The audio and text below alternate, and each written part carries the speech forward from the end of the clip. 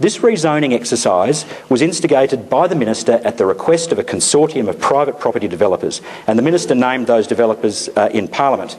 Now, I think this is important for you as a committee because it shows that the process was not driven by the local council, by the local planners, and it wasn't even driven by publicly employed state planners. It was driven by the property development industry for the property development industry. It is not a project that was driven by the public interest for the good of South Australia. In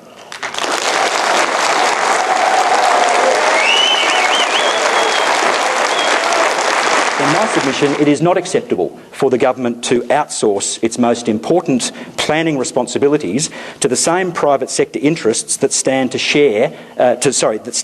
profit from the rezoning. There are serious questions over this process, and I think that it is incumbent on your committee to explore that issue. And a starting point, I think, would be for you to follow the exercise that I've followed, and that is to seek the correspondence from the property developers to the Department of Planning and Local Government. Now, I sought those documents. That's a matter that's now before the courts, but I think you should ask for those documents as well. They are held in the department. Your committee is serviced by the department. You would have access to those documents. I think you should ask for them. It might take me some time to get them, but you should ask for them. On my analysis of the Australian Bureau of Statistics figures, the population projections are vastly overblown. The result is unnecessary urban sprawl and an unnecessary rezoning of farmland for housing. When you have unnecessary urban sprawl, developers will do what developers do. They will go for the lowest hanging fruit. They will develop the newly subdivided, newly zoned residential areas around Mount Barker before they go to the more sustainable option of urban infill within the existing metropolitan boundary. And once we have rezoned this farmland for urban uses, there is no going back.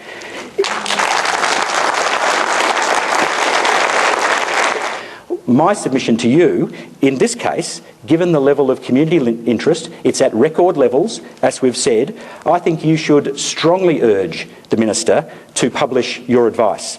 I think you should tell Minister Holloway that you believe that the people of Mount Barker have a right to see the report that you put together as a result of these 541 submissions.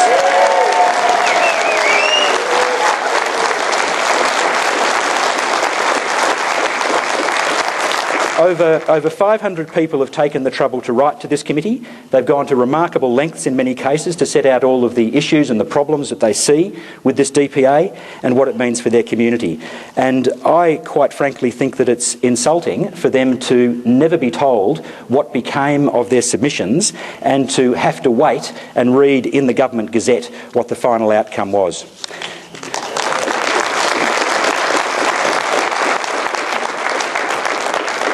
The final point that I make is back where I started. I urge the committee to recommend to Planning Minister Holloway that this development plan amendment be rejected in its entirety, and I would urge you to urge the Minister to go back to the drawing board and to engage in a respectful way with the Mount Barker Council, the Mount Barker community, because I think this community deserves a great deal more respect from the state government than it's received to date.